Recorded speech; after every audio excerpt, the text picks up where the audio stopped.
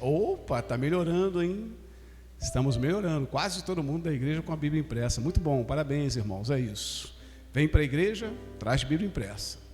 Salmo 121 diz assim: eleva os olhos para os montes, de onde me virá o socorro?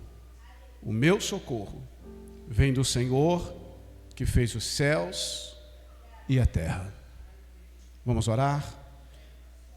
Tem duas pessoas que estão nos assistindo online, que estão doentes e não podem estar aqui.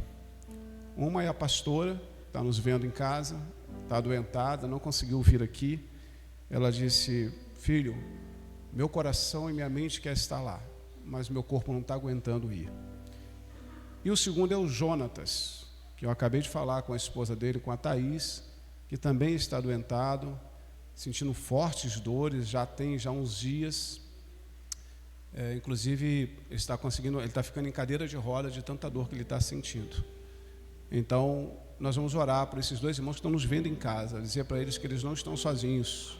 Há uma igreja aqui orando por ele. E a Thaís, eu mandei uma mensagem para ela só dá ok que a gente chega na sua casa rapidinho, Thaís, para a gente orar aí por você. Então vamos orar? Vamos orar? Você pode fechar teus olhos e estar ligados com Deus. Deus, te agradecemos pela leitura da tua palavra e te agradecemos por aquilo que o Senhor vai falar conosco nesta noite de alguma forma, além do que o Senhor já falou através dos louvores. Eu entrego nas tuas mãos a vida da pastora desta casa, a pastora Ângela. Restaura a saúde da tua filha. Tem semanas, Senhor, que ela não está bem de saúde, Senhor, já está tomando os medicamentos, já foi ao médico, mas ela não está se recuperando, Senhor. Então eu peço ao Senhor que o Senhor seja com a tua serva, que o Senhor a abençoe, que o Senhor a ajude, Senhor, que de hora ela está bem, hora ela tem recaída. Então eu peço ao Senhor que o Senhor restaure a saúde da tua filha. Eu entrego nas tuas mãos a vida do Jonatas também, que está em casa, sentindo dores, Senhor, que o Senhor possa ser com o teu servo. O Senhor vai entrando Senhor, nos ossos, na coluna, Senhor, nos nervos, Senhor, no nervo ciático do teu filho, vai entrando, Senhor, e vai fazendo uma obra, Senhor, na vida do teu servo, para que ele logo esteja de volta aqui com a sua família também, Senhor. Sustenta a Thaís, que está cuidando do teu filho lá também, Senhor, como esposa, como mãe, que o Senhor, suporte a tua filha também em graça, Senhor. Eu entrego nas tuas mãos cada um dos teus filhos que aqui vieram, os que estão nos vendo em casa, que nos verão em casa em algum momento. Eu apresento a ti a tua igreja, no nome de Jesus. Amém, amém e amém. Pode sentar-se, irmãos. Sim, vamos orar no final, pelo obreiro Douglas. Não vamos esquecer de orar no final do culto. Irmãos, quem tem mais de 10 anos aqui na igreja, vai lembrar dessa mensagem que eu preguei. Se você tiver uma boa memória, você vai lembrar. Porque eu preguei essa mensagem que eu vou pregar hoje há 10 anos atrás. E como é que você sabe disso, pastor? Porque eu peguei nos meus arquivos. Eu falei: Senhor, me dá uma palavra que eu tenha pregado lá atrás. E eu preguei nos meus arquivos, e essa mensagem é da época que eu escrevia as mensagens em máquina de escrever. Então ela tem 10 anos, no mínimo 10 anos. No mínimo 10 anos. Mais de 10, né? Também não precisa também fazer isso, né, irmão? Não é assim também, né, irmão? Meu Deus do céu. A gente vai falar nessa noite sobre os montes. A Bíblia vai dizer, a Bíblia traz faz muitas menções de muitos montes. E no Salmo 121, se quiser baixar só um pouquinho, eu te agradeço, varão, só um pouquinho, irmão. Se você, não para de tocar não, por favor, só abaixa um pouquinho. O Salmo 121, ele traz para a gente uma ideia de que, quando o salmista Davi, ele está passando por um tempo de angústia, um tempo em que ele precisava de respostas, a Bíblia diz que ele olha para os montes, ele diz: eleva os meus olhos para os montes, e ele faz uma pergunta a ele mesmo: de onde me virá o socorro? E a própria Bíblia vai responder dizendo: meu socorro vem do Senhor que fez os céus e fez a terra. É o texto que a gente leu. Por quê? Porque nessa época as pessoas, elas tinham seus cultos idólatras nos altos montes, cultos a Baalaíns, a Baal e outros deuses mais. Eles eram cultuados nos montes. Por isso que Davi olha para os montes, ele fala: é de lá que vem o socorro. É dessa idolatria, desse culto idólatra que vem o socorro. E aí ele mesmo responde, conduzido pelo Espírito de Deus, por isso está escrito, ele diz, não, o socorro não vem dos montes, o socorro vem do Senhor, que fez os céus e fez a terra. Só que quando a gente vai olhar para dentro da Bíblia, e eu vou caminhar com você hoje na sua trajetória cristã dentro dos montes.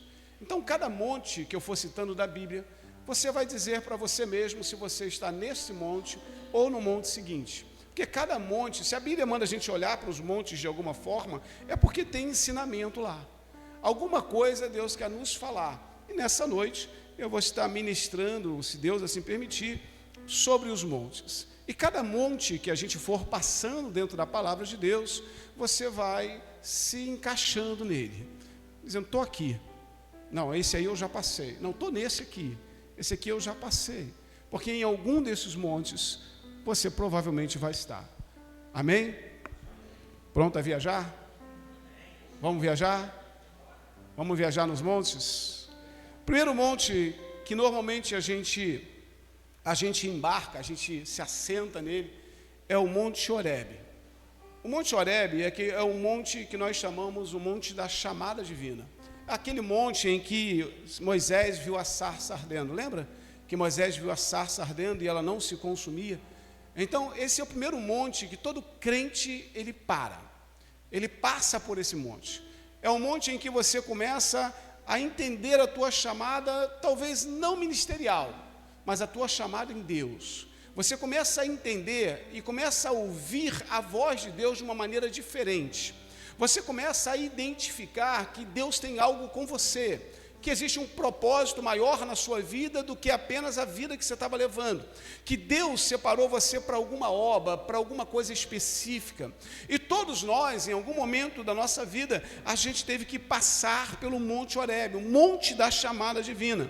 Paulo passou por ele, quando Paulo diz em Romanos 1:1, ele diz, olha, Paulo como servo de Jesus Cristo, chamado para apóstolo. Então Paulo, ele passa pelo Monte Horebe, não literalmente, mas de uma forma espiritual. Por quê? Porque em algum momento ele deixa de ser o Saulo para ser o Paulo. E quando se transforma no Paulo, ele agora diz, olha, Paulo chamado para ser apóstolo. Então ele entendeu o chamado dele. Então todos nós, obrigatoriamente, precisamos em algum momento passar pelo Monte Horebe, pelo Monte da Chamada. O dia em que você levantou a sua mão para Jesus, você passou pelo Monte Horebe. O dia que você entendeu o teu chamado em Deus, você passou pelo Monte Horebe. O dia que você entendeu o teu ministério, você passou pelo Monte Horebe. Amém, irmãos? Antes de você dormir, quem passou pelo Monte Horebe já, por favor? Poucas pessoas. Mas todos nós já passamos. A gente já passou pela chamada. E a tua chamada, ela aconteceu antes de você nascer. A tua chamada não aconteceu no dia que você levantou as suas mãos e disse, eu quero Jesus. Não, a tua chamada aconteceu quando você estava dentro do ventre da sua mãe. Quando a Bíblia vai dizer que ele escreveu a respeito dos teus dias, quando eles ainda não existiam. Lá aconteceu a tua chamada. O dia que você reconheceu a voz do Criador, foi apenas uma confirmação da sua chamada em Deus. Então, todos nós que estamos sentados aqui, passamos pelo Monte Horebe. Depois que a gente passa pelo Monte Horebe, e essa mensagem é muito curtinha, tá, irmãos? Eu me lembro nada. Não me lembro quanto tempo eu levei para pregar da outra vez, mas eu acho que eu devo ter levado uns 15 minutos no máximo. No máximo. Alguém com mais de 10 anos na igreja lembra dessa mensagem? De verdade? Está anotada? Meu Deus! Jesus, eu não sei se eu fico feliz ou não, mas eu fico feliz. Amém, irmãos? Quando a gente sai do Monte Horebe, eu não vou nem pregar mais para o Vânia, o Vânia já sabe até a mensagem. Quando a gente sai do Monte Horebe, irmãos, a gente vai ter que passar por um outro monte. Que monte é esse, pastor? É o Monte Carmelo. E que monte é esse? É o Monte da Decisão. Monte Carmelo, se você ler 1 Reis, capítulo 18, versículo 20 e 21, você vai dizer que o rei, ele reúne os profetas de Baal, e ele reúne o profeta Elias, e ele então pergunta para eles, quem vocês vão seguir? Baal ou Deus? Então, depois que a gente entende o nosso chamado, agora a gente obrigatoriamente não tem como se desviar, a gente tem que passar pelo Monte Carmelo. Por quê? Porque é o monte da decisão. É a hora que você vai decidir quem você quer servir. É a hora que você vai decidir o que você quer largar. É a hora que você vai decidir se você quer agradar a Deus ou não agradar a Deus. É a hora em que você vai decidir se você vai abandonar os seus ídolos, os seus feitiços, as suas manias, seus vícios que não agradam ao Criador, porque você já passou pelo Horebe, você já entendeu a tua chamada, agora você está no Carmelo e você precisa decidir coisas na sua vida. Você precisa tomar decisões que vão mudar a sua vida para sempre. Você precisa tomar decisões que vão mudar a sua vida espiritual. São decisões que não vão mexer apenas com a tua vida diária, vão mexer com a sua eternidade. Então são decisões que vão mexer para sempre com a tua vida. E a gente precisa passar pelo Monte Carmelo, porque se a gente não passar pelo monte da decisão, a gente não consegue ir para o monte seguinte. E existem pessoas que já decidiram suas vidas por Jesus e tomaram decisões profundas que mudaram sua história de vida, seu caráter, mudaram o seu jeito de ser, foram aperfeiçoados na sua personalidade, mudaram sua maneira de se vestir, de falar, de pensar, de agir, porque elas decidiram no Monte Carmelo que iriam ser uma nova criatura em Cristo Jesus. É no Monte Carmelo que a gente escreve aquela palavra, a que a gente recita e vive aquela palavra que está escrito na Bíblia, que diz assim: olha, as coisas velhas já passaram, e eis que tudo se fez novo. É no Monte Carmelo que a gente decide quem queremos ser em Jesus. Se a gente vai querer ser um crente de verdade, se a gente vai querer ser um crente medíocre, se a gente vai querer ser um crente mentiroso, falso, enganador, ou se não, a gente vai querer, eu quero ser um crente de verdade, alguém que realmente sirva a Jesus, que entregue seu coração para Ele, eu quero me entregar a Ele 100% da minha vida. É no Monte Carmelo que a gente decide isso. Quem já passou pelo Monte Carmelo? Está diminuindo o número de mãos, hein? Quem está no Monte Carmelo? Isso. Quem ainda vai passar por ele?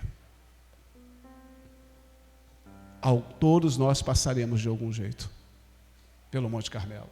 Porque depois que a gente passar pelo Monte Carmelo, a gente vai para um outro monte. E esse monte é difícil, irmãos. É o que a Bíblia chama de Monte Moriá. Primeiro você vai no Horebe, você entende a tua chamada. Depois você vai no Carmelo, você decide. Depois você vai para o Moriá. O Moriá é difícil. Por quê, pastor? Porque o Monte Moriá é o monte do sacrifício. É o monte de Abraão. Gênesis capítulo 22. É lá que ele tinha que oferecer seu filho Isaque. E ninguém quer ficar no Monte Moriá, irmãos. É difícil passar por lá. Por quê? Porque é no Monte Moriá que você vai ter que sacrificar o que você tem de mais importante para você. É no Monte Moriá que você vai ter que sacrificar aquilo que talvez você mais amasse lá no mundo. É no Monte Moriá que você vai ter que sacrificar aquilo que você entendia que é mais precioso. Lembra do jovem rico? Quando ele foi procurar Jesus, o Senhor falou para ele: olha, tem que aprender dos meus mandamentos. Ele falou: isso eu faço desde criança, isso eu sei fazer, isso eu faço, isso aquilo. E aí Jesus não disse isso, mas se ele estivesse pregando essa palavra para o jovem rico, ele dizia: olha, então dá uma passadinha no Moriá e sacrifica toda a tua renda e dá aos pobres. E a Bíblia vai dizer que o jovem rico foi embora, porque ele não quis passar no Moriá. Irmãos, eu vou dizer uma coisa para você. Até hoje, nós estamos no Moriá. Porque não tem como viver com Jesus sem sacrificar coisas. Não tem como agradar ao Pai se não for através de sacrifícios que nós fazemos. Você está aqui hoje porque você decidiu vir aqui hoje, mas você sacrificou alguma coisa para estar aqui. Tinha jogo do Flamengo? Tinha? Ah, isso não é sacrifício, né, irmão? Não ver a partida do Flamengo não é sacrifício. Sacrifício foi ver o Botafogo perder de 6-1 na quarta-feira. Isso foi sacrifício. Oi?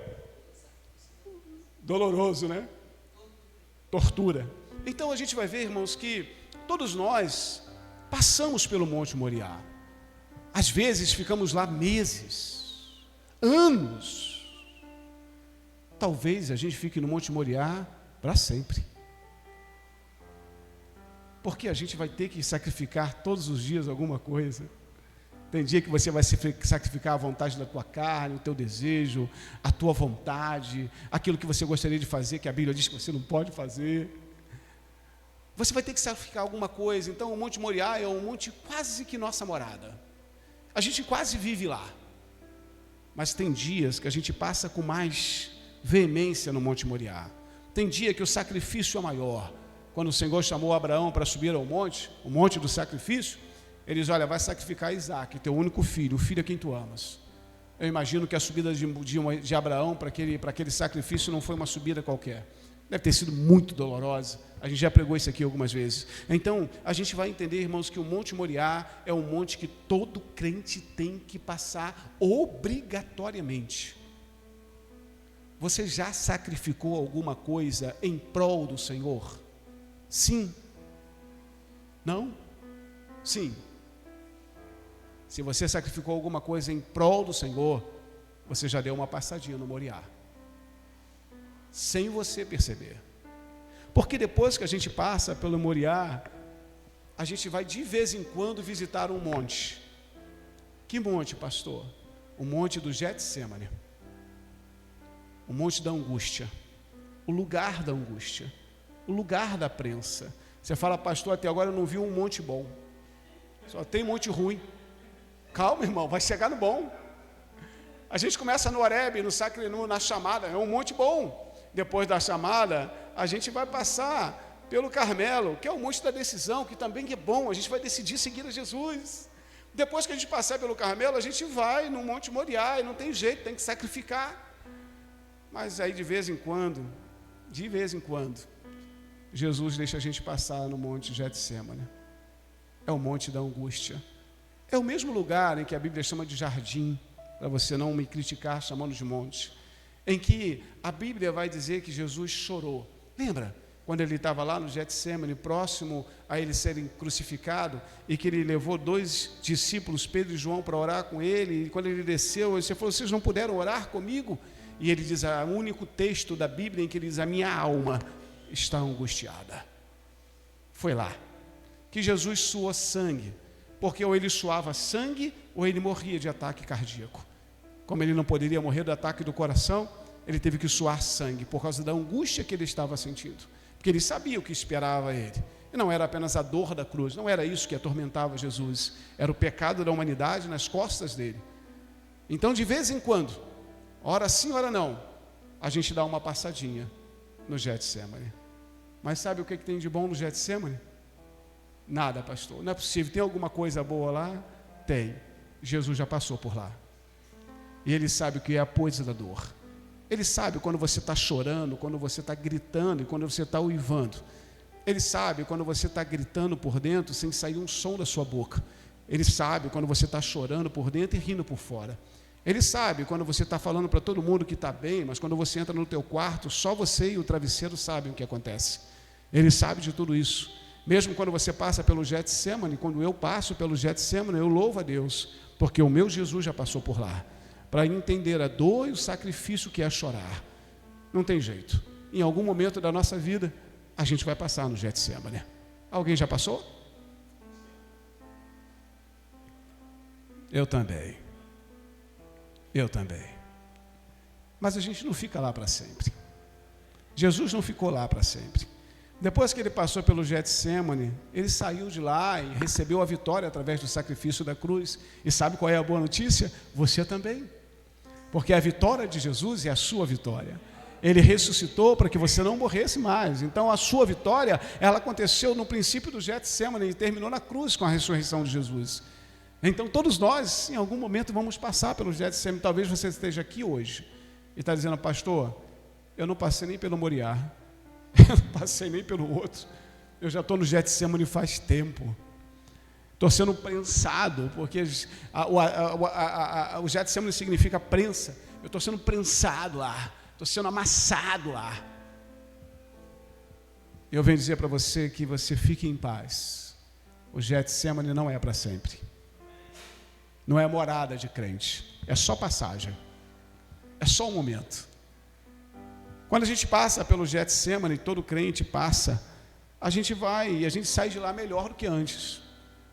Porque para a gente ir para o próximo monte, a gente tem que passar pelo Getsemane, porque é no Getsemane que a gente aprende a ser crente. É no Getsemane que a gente amadurece, é no Getsemane que a gente ora mais, que que a gente busca mais, que a gente se fortalece mais, que a gente conhece mais a Deus, que a gente tem mais intimidade com Ele, é no Getsemane. Aí a gente do Getsemane, a gente pode dizer, agora eu vou para o monte, para o outro monte. Qual monte, pastor? O Monte de Sião.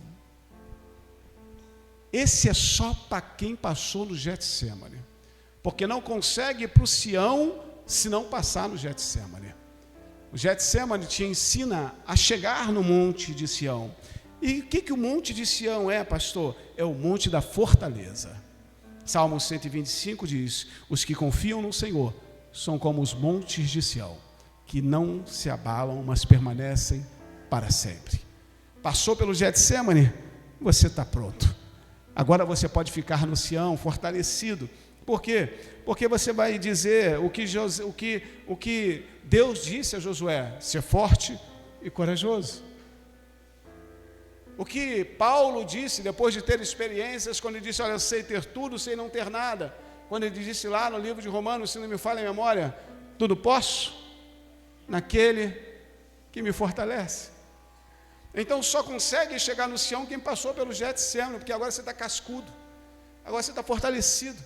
Não é qualquer coisinha que vai abalar a tua fé, não é qualquer coisinha que vai tirar você da igreja, não é qualquer coisinha que vai desviar você do Evangelho, não é qualquer coisinha que vai fazer você esmorecer na sua fé, porque você já passou por tanto monte, inclusive pelo Getsemane, da prensa, da dor, da angústia. Agora, depois que você sai de lá, você sai mais fortalecido e você vai para o Monte de Sião. E o Monte de Sião é para aqueles que já passaram pelo Getsemane e agora estão revestidos de um poder e de uma autoridade que só Deus pode dar. Eu não diria que é o monte dos inabaláveis, porque nós não somos inabaláveis, mas eu diria que é o monte de quem já foi fortalecido na prensa, de quem já foi fortalecido na dor. Porque quem já foi fortalecido na dor, sabe o que é ser fortalecido em Deus. A maioria de nós aqui é fortalecido na dor, é fortalecido na prensa. E aí a gente chega no Monte de Sião. Ontem eu fui pregar numa igreja, e aí no meio da mensagem, a gente estava falando de gratidão, e aí tinham alguns irmãos assim, e aí eu comecei a falar daquilo que eu já falei aqui algumas vezes, porque muitas vezes eu vinha para cá para a igreja orar, e quando eu ficava de joelho orando, com o sapato para lá, eu ficava envergonhado, porque meu sapato tinha um furo, e dentro do sapato tinha um pedaço de papelão, para eu não pisar na água, não pisar numa guimba de cigarro e queimar meu pé. E eu orava aqui com um furo de sapato assim. Eu tinha vergonha às vezes. E eu fui falar disso na igreja ontem. Dentro da mensagem, eu lembrei desse momento da minha vida, e eu falei assim, quem já andou com um papelão dentro do sapato? Um irmãozinho lá no cantinho, onde está o Jonas assim? Levantou a mão e falou, eu também, pastor. Eu também. Só quem passou pelo Getsemane sabe o que é ser fortalecido em Deus e viver no Monte de Sião. Ei, fala para o irmão que está do seu lado aí, olha, não deixa nada te abalar não. Você já passou pelo Getsemane. Agora você está no Sião. Agora você está fortalecido. Agora você já conhece o poder de Deus. Você já conhece a misericórdia dele, a graça dele, o agir dele. Você já sabe como ele faz. Você já sabe que ele vai estar sempre guerreando ao teu favor. Você já sabe que ele vai dizer para você, não temas porque eu sou contigo, não te assombres porque eu sou o teu Deus, eu te fortaleço, eu te ajudo com a minha destra fiel. Você já sabe que ele vai dizer para você, quando passares pelas águas eu estarei contigo, quando passares pelos rios eles não submergirão, quando passares pelo fogo a chama não vai arder em você. Você já sabe, você já conhece ele. Você já sabe como ele age ao teu favor. Você sabe que ele é o Deus do livramento, o Deus da conquista, o Deus da vitória, o Deus que abençoa em todos os lados, em todas as áreas. Você já sabe, você já conhece ele. Só que depois do Monte de Sião, a gente vai passar por um outro monte, irmãos, e só consegue chegar nesse monte quem passou em todos eles. Nesse monte aqui, a gente só sabe quem passou pelo Horebe, quem passou pelo Carmelo, quem passou pelo Moriá, quem passou pelo Getsemane e quem passou pelo Sião. Que monte é esse, pastor? É o Monte Hermon. O Monte Hermon é o monte da glória de Deus, é o monte da transfiguração. É o monte em que alguns homens viram o Senhor transfigurado. É o monte da glória de Deus. Porque, irmão, se você passou por todos esses montes, inclusive pelo Sião, e está fortalecido em Deus, você vai conseguir ver a glória de Deus na sua vida. Porque quando você sai do Getsêmani, você já sai vendo a glória de Deus. Por quê, pastor? Porque você saiu de pé. O diabo tentou contra a tua vida, mas ele não destruiu você. Ele lutou contra você, ele quis fazer de tudo para destruir a tua vida, mas ele não conseguiu. Porque o dono do Getsêmani estava lá com você. Passou pelo Sião, se fortaleceu, ficou mais firme, ficou mais forte. Agora você é uma mulher de Deus. Agora você é um homem de Deus, um jovem de Deus. Agora você não é mais qualquer pessoa. Agora você está pronto para ir para o Hermon. E o Hermon, irmãos, ele nos visita de vez em quando. O Hermon, ele te visita quando você está lavando a louça da sua casa. O Hermon visita você quando você está no banheiro da sua casa cantando os altos louvores de Deus. O Hermon visita você quando você tem um quartinho de oração e você entra lá sozinho naquele quartinho sem ninguém te olhar. Aliás, o Hermon, ele é visitado por você quando ninguém está vendo você. Porque passar pelo Hermon dentro da igreja é a coisa mais fácil do mundo. Vir aqui, dobrar o joelho, isso é muito bom. Adorar a Deus em família, isso é muito bom. Louvar a Deus com a igreja inteira, isso é maravilhoso.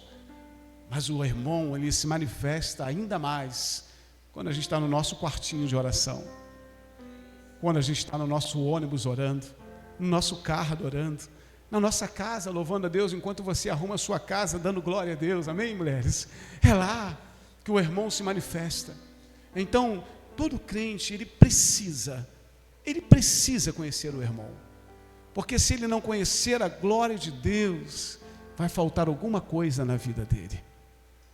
Então eu desafio você a buscar o Hermon. Vai lá. Pastor, eu vou encontrar? Vai. Aquele que me busca, encontra, diz a Bíblia. E aí, nós vamos para o penúltimo monte dessa noite. Eu falei que era uma mensagem de 15 minutos. Depois que a gente passa pelo Monte Hermon, de vez em quando vem um refrigério para nós. Porque o crente quase não vive em refrigério, é ou não é? Vem sempre batalhando, lutando, mas de vez em quando a gente vai num monte chamado Monte Ararat. É o monte do descanso. O Monte Ararat é quando a arca de Noé repousa sobre ele. Acaba tudo embaixo e a arca repousa sobre o Monte Ararat. É o monte do repouso. Tem alguém nesse monte? Glória a Deus, temos uma irmã nesse monte. Ninguém mais está nele, irmão. Está todo mundo na prova? Meu Deus! É o monte do descanso. É o monte em que a nossa alma está em paz. 1000 cairão ao teu lado, 10.000 à tua direita, mas você não será atingido. É o Monte Ararat. Vinde a mim todos vós que estáis cansados e sobrecarregados, e eu, Senhor, vos aliviarei. É o Monte Ararat. Todos nós, de vez em quando, pela graça de Deus, passamos pelo monte do repouso e estamos descansando no Senhor Deus Todo-Poderoso. E finalmente, depois dessa viagem em alguns montes da Bíblia, a gente chega no último monte que eu quero ministrar nessa noite. A gente chega no Monte Gerizim. O Monte Gerizim é o que nós chamamos de um monte da bênção. E eu gostaria que você abrisse a sua Bíblia, porque eu estou terminando a mensagem agora. Em Deuteronômio, capítulo 28, do verso 1 ao verso 6. Nós vamos terminar essa palavra agora, e eu gostaria que, por gentileza, você se colocasse de pé, porque eu vou ler esses textos, vou impetrar a bênção sobre a sua vida, para que você vá para casa abençoado por Deus. Deuteronômio, capítulo 28, é o Monte Gerizim, é o monte da bênção. E eu vou ler para você do versículo 1 ao versículo 6, mas eu não vou ler de qualquer forma, eu vou ler profetizando sobre a sua vida, para que as bênçãos do Senhor estejam como nós cantamos aqui, elas te alcancem, em nome de Jesus. A você que está nos visitando nessa noite, o nosso muito obrigado.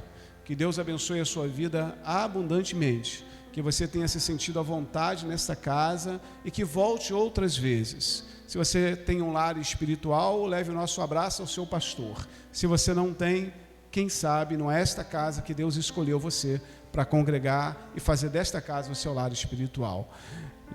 Deuteronômio no capítulo 28, versículo de 1 a 6. Você não precisa ler, mas eu gostaria que você colocasse a sua Bíblia na cadeira, seu celular, e você estendesse as suas mãos assim, porque eu quero fazer isso de forma profética, como o Espírito Santo mandou que eu fizesse. Receba essa palavra para a tua vida, em nome de Jesus. Talvez você já tenha passado por todos esses montes, talvez esteja parado em algum deles, mas eu quero ministrar sobre você o Monte Gerizim, o Monte da Bênção. Se atentares e obedeceres à voz do Senhor, o teu Deus, tendo cuidado de guardar todos os seus mandamentos que hoje te ordeno, o Senhor, o teu Deus, te exaltará sobre todas as nações da terra. Se ouvires a voz do Senhor, o teu Deus, todas estas bênçãos virão sobre ti e te seguirão. Bendito serás na cidade e bendito serás no campo. Bendito o fruto do teu ventre e o fruto da tua terra e o fruto dos teus animais e as crias das tuas vacas e das tuas ovelhas. Ou seja, bendito tudo que você colocar as suas mãos. Bendito o teu cesto e a tua amassadeira. Bendito serás ao entrares e bendito serás ao sair. Levante suas mãos, Pai. Obrigado por este culto que o Senhor nos deu a oportunidade de te oferecer nesta noite. Obrigado por cada um dos teus filhos que vieram aqui, pela sua igreja reunida, pelos nossos visitantes. Obrigado pela tua palavra que de maneira simples nos fez caminhar entre os montes, nos mostrando que em algum momento nós estamos entre um e outro monte, Senhor. Que o Senhor nos ajude a passar por cada um, porque cada um deles é importante para a nossa vida cristã. Obrigado, Senhor, nos leva para casa em paz, nos dá uma semana abençoada, eu te peço no nome de Jesus. E que o amor do Deus Pai, a graça do nosso Senhor e Salvador Jesus Cristo, a doce consolação do Espírito Santo de Deus, esteja sobre você e sobre toda a igreja de Deus espalhado em toda a terra, desde agora e para sempre. Diga amém. Aplauda ao Senhor, Deus te abençoe. Peço a você que você continue orando pela pastora, pelo nosso obreiro Douglas e pelo nosso irmão Jonatas, em nome de Jesus. Deus te abençoe, vá em paz, tenha uma semana abençoada.